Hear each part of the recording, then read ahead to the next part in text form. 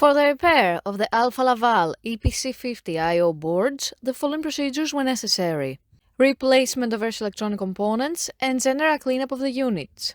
For testing, we had a series of power supplies and a spare OP board. As soon as we turn on the power supplies, the units react and we can see the message on the LCD screen of the OP board.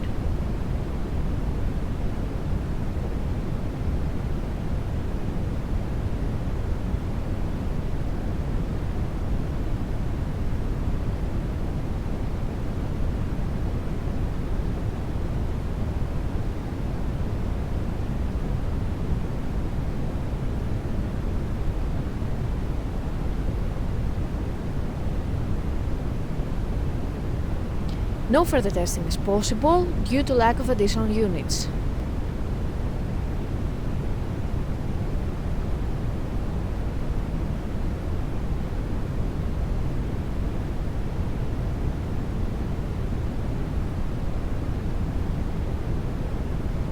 The same process is repeated for the second I/O board.